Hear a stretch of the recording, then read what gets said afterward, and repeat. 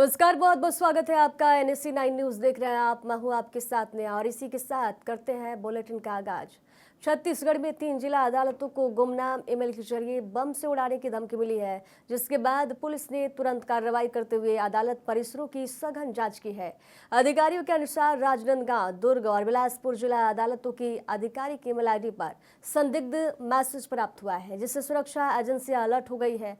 इस मामले पर प्रतिक्रिया देते हुए छत्तीसगढ़ के मुख्यमंत्री विष्णुदेव साय ने कहा, उन्हें इस संबंध में जानकारी मिली है, लेकिन डरने की कोई बात नहीं है।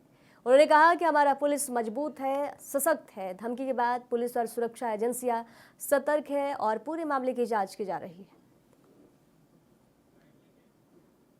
है। तो अभी आप लोगों से जानकारी मिल रही है, ऐसा कुछ नहीं है, उतनी किसी में वो नहीं है कि आज यहाँ पर हमारी सरकार, हमारी पुलिस सशक्त है। छत्तीसगढ़ के मुख्यमंत्री विष्णुदेव साय का जन दर्शन लंबे समय बाद उनके निवास में लगा। मुख्यमंत्री ने स्वयं आकर एक एक व्यक्ति से उनके आवेदन प्राप्त किए और उन्हें आश्वासन दिया कि उनके काम पूरे कर दिए जाएंगे। मुख्यमंत्री से मिलने के बाद लोग खुश नजर आए और उन्होंने कहा कि अब उनका अटका हुआ काम जरूर पूरा होगा।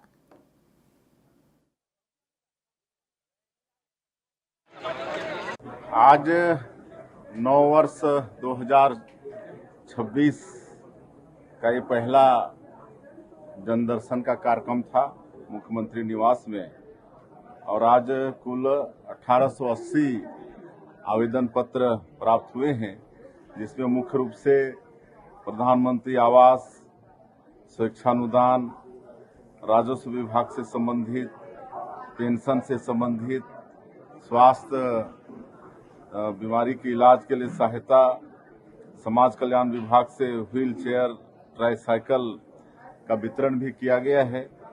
6 ट्राईसाइकिल का आज वितरण किए हैं और श्रवण यंत्र। इधर यूपी के उप मुख्यमंत्री ब्रजेश पाठक ने आज बरेली जनपद के प्राथमिक स्वास्थ्य केंद्र का निरीक्षण किया। निरीक्षण के दौरान उन्होंने अस्पताल की साफ सफाई व्यवस्थाओं और मरीजों को मिल रही सुविधाओं का जायजा भी लिया। उप मुख्यमंत्री ने कहा कि PHC में साफ सफाई बेहतर पाई गई है। मरीजों के साथ कर्मचारियों का व्यवहार भी सराहनीय है और दवाइयां पर्याप्त मात्रा में उपलब्ध हैं। उन्होंने अधिकारियों को निर्देश दिए कि मरीजों को बेहतर और समय पर चिकित्सा सुविधा सुनिश्चित की जाए।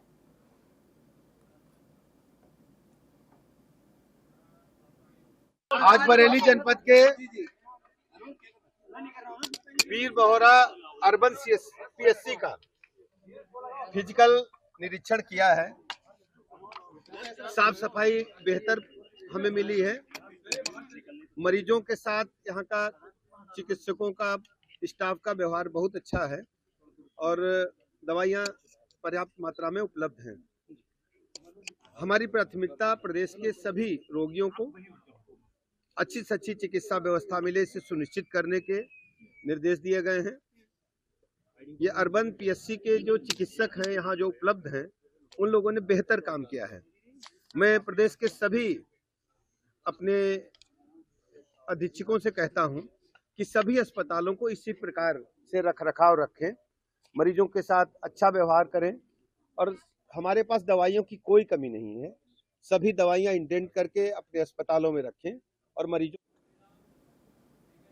BMC चुनाव 2026 को लेकर महाराष्ट्र के उप मुख्यमंत्री एकनाथ शिंदे ने कहा, नवी मुंबई में चुनाव प्रचार बहुत तेजी से चल रहा है और लोगों में खासा उत्साह भी देखने को मिल रहा है। उन्होंने आगे कहा कि जनता परिवर्तन चाहती है।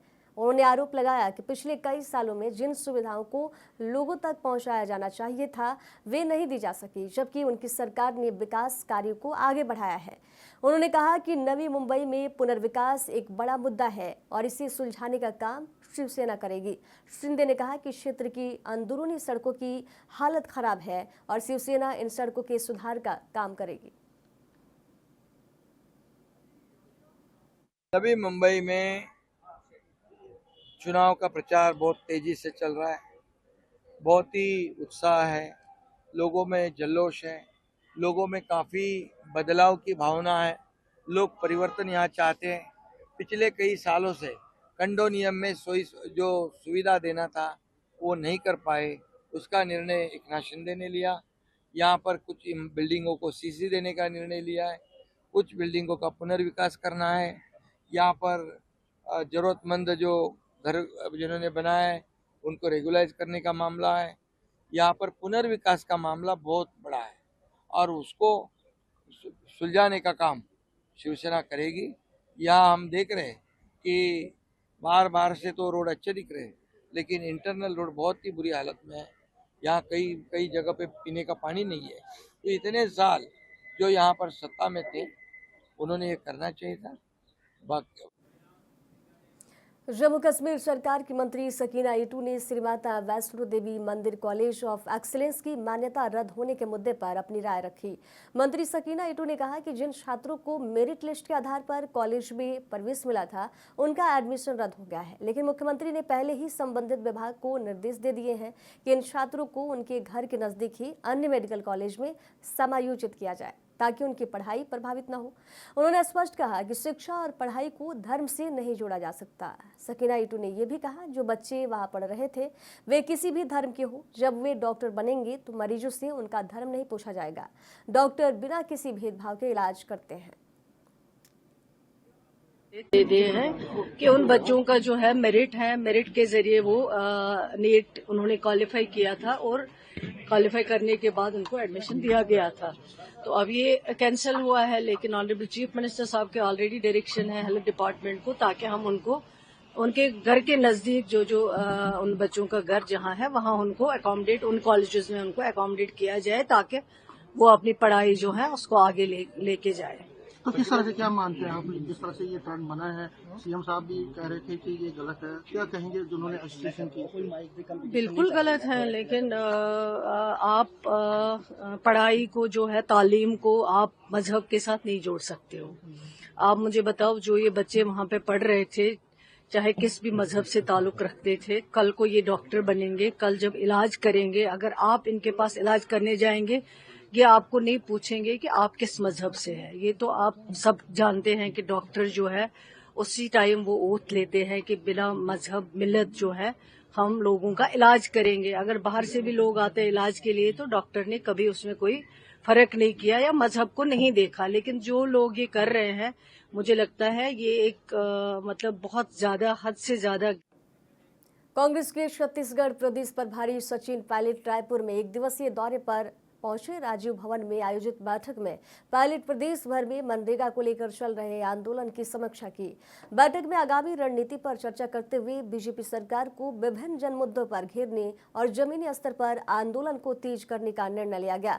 इस दौरान सचिन पायलट ने केंद्र और राज्य की बीजेपी सरकार पर तीखा हमला बोला। उन्होंने कहा कि बीजेपी दोनों जगह सत्ता में होने के बावजूद जनता की पीड़ा और असली मुद्दों से पूरी तरह कट चुकी है। सत्ता के घमंड में आज भी वे नेहरू, इंदिरा गांधी और राजीव गांधी को दोष दे रहे हैं। वहीं सचिन पायलट के कैबिनेट मंत्री रामविचार नेताम बयान पर तंज कसा, कहा कि कांग्रेस विपक्ष में है और बैठक करना उसका अधिकार है, लेकिन सरकार पूरी कार्य योजना के साथ काम कर रही है और जनता से जुड़े फैसले भी ले रही है।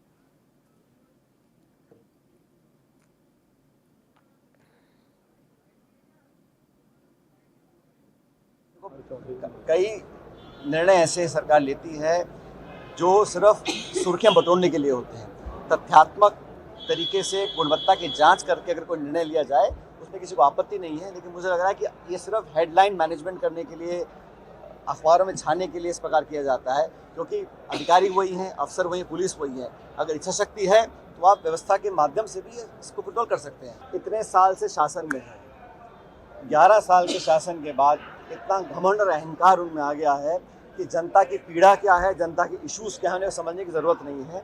वो तो आज भी नेहरू जी को, इंदिरा गांधी जी को, राजीव गांधी जी को ब्लेम कर रहे हैं पूरे देश में जो हो रहा है। हमारा सीधा सवाल है कि आप तीसरी बार सत्ता में आए हैं, एक खंडित जनादेश है, आप एक कोalition सरकार है, बावजूद उसके आप इतने घमंड में कार्रवाई कर रहे हैं। और छत्तीसगढ़ के अंदर मैंने देखा, इधर कांग्रेस नेता और पश्चिम बंगाल कांग्रेस के प्रभारी गुलाम अहमद मीर ने आईपैक ऑफिस पर हुई ईडी कार्रवाई को लेकर भाजपा पर तीखा हमला बोला है। मीर ने कहा कि ये भाजपा का फैशन बन गया है कि जिस भी राज्य में चुनाव नजदीक आते हैं वहां ईडी भेज दी जाती है। उन्होंने सवाल उठाया कि अगर आईपैक कंपनी पर कोई मामला बनता था तो ये कंपनी करीब 10 साल से काम कर रही है, जांच पहले भी हो सकती थी, फिर आज ही क्यों की गई? उन्होंने मुख्यमंत्री ममता बनर्जी के आईपैक कार्यालय जाने पर भी सवाल उठाया। कहा कि वहां से फाइलें उठाकर ले जाना बेहद चिंता की बात है। मीर ने यह भी आरोप लगाया पश्चिम बंगाल की जनता को देखना चाहिए कि चुनाव आते आते भाजपा और टीएमसी किस तरह मैच फिक्सिंग कर रही है। वेस्ट बंगाल में करप्शन के केसेस बोथ साइड्स है और कई सालों से है, मगर ये फैशन सा बन गया है भाजपा की तरफ से। इलेक्शन जिस स्टेट में नजदीक आता है वहां पहले अपने से पहले वो ईडी को भेजते हैं। और अगर ये केस बनता था इस कंपनी पर तो ये तो 10 साल से काम कर रही है। ये ईडी रेड, इस तरह का इन्वेस्टिगेशन 2 साल पहले भी हो सकता था, 3 साल पहले भी हो सकता था, आज ही क्यों? नंबर 1 सवाल हमारा ये है। नंबर 2, अब अगर ईडी ने किसी कंपनी को उसमें लिया है तो मुख्यमंत्री जो एक कॉन्स्टिट्यूशनल पोस्ट पर मुख्यमंत्री ओहदा होता है, और फिर क्या मजबूरी मुख्यमंत्री जी की होगी कि वो उठ। बिहार के मुख्यमंत्री नीतीश कुमार के स्वास्थ्य को लेकर चल रही अटकलों के बीच उनके बेटे निशांत कुमार के राजनीति में एक्टिव होने की मांग पार्टी के भीतर लगातार जोर पकड़ती जा रही है। विधानसभा चुनाव में नीतीश कुमार के नाम पर मिले ऐतिहासिक जनादेश के बाद तस्वीरों में दिखे निशांत कुमार को पार्टी में भूमिका देने पर भी मंथन चल रहा है। जेडीयू सूत्रों के अनुसार इस साल मार्च में दिल्ली में होने वाले पार्टी की राष्ट्रीय कार्यकारिणी की बैठक में निशांत कुमार की सक्रिय राजनीति में भूमिका को लेकर कोई संकेत दिया जा सकता है।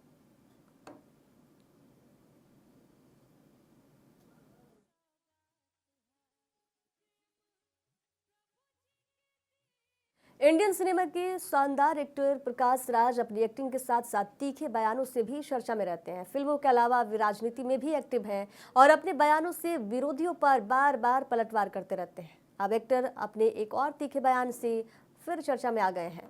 एक्टर ने हैदराबाद में एक कार्यक्रम में दिए अपने बयान से एक बार फिर तूफान खड़ा कर दिया। यहाँ एक्टर बीजेपी और आरएसएस पर जमकर बरसे और उन पर मुसलमानों, आदिवासियों और अल्पसंख्यकों के नरसंहार की तैयारी का आरोप मढ़ दिया।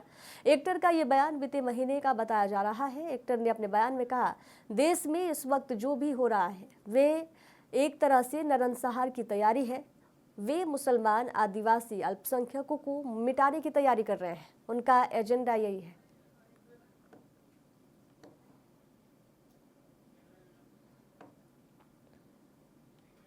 इधर पंजाब में फिरोजपुर, मोगा सहित अन्य कई जिलों के कोर्ट कॉम्प्लेक्स को बम से उड़ाने की धमकी मिलने के बाद लुधियाना में भी जिला प्रशासन और पुलिस अलर्ट मोड पर है। जिला प्रशासन और लुधियाना पुलिस की तरफ से लुधियाना के कोर्ट परिसर में एक मॉक ड्रिल की जा रही है। इस मॉक ड्रिल के चलते कोर्ट परिसर को खाली करवा दिया गया है। तलाशी के दौरान कोर्ट कॉम्प्लेक्स के सभी कमरों परिसर के चप्पे चप्पे की जाँच की जा रही है।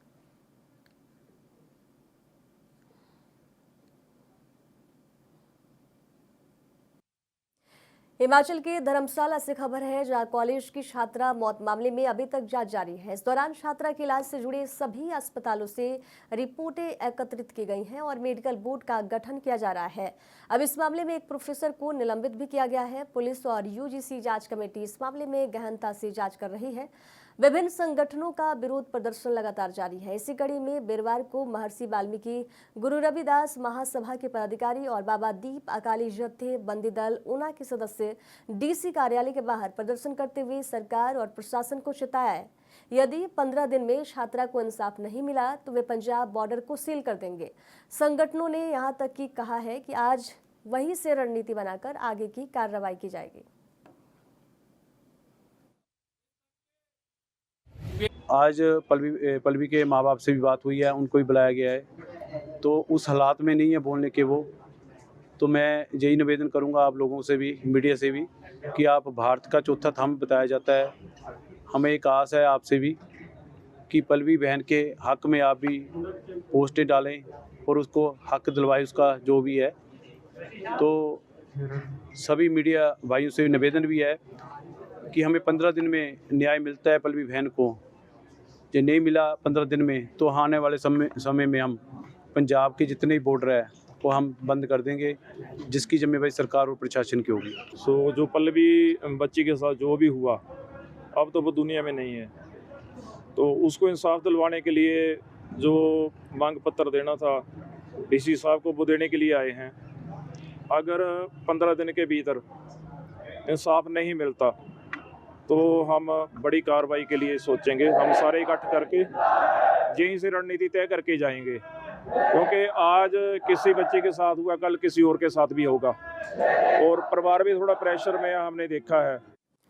इधर राजस्थान के धौलपुर में जिला परिवहन और सड़क सुरक्षा विभाग द्वारा मनाए जा रहे राष्ट्रीय सड़क सुरक्षा माह के अंतर्गत बाड़ी रोड पर समझाइश अभियान चलाया गया। जिला परिवहन अधिकारी गौरव यादव ने बताया कि सरकार द्वारा जारी आदेश के मुताबिक प्रतिदिन सड़क सुरक्षा को लेकर आयोजन कराए जा रहे हैं। विभाग द्वारा जिले के विभिन्न भागों में लगातार सघन समझाइश अभियान चलाया जा रहा है, जिसके तहत राहगीरों को वाहन चालकों को यातायात नियमों के बारे में जानकारी दी जा रही है।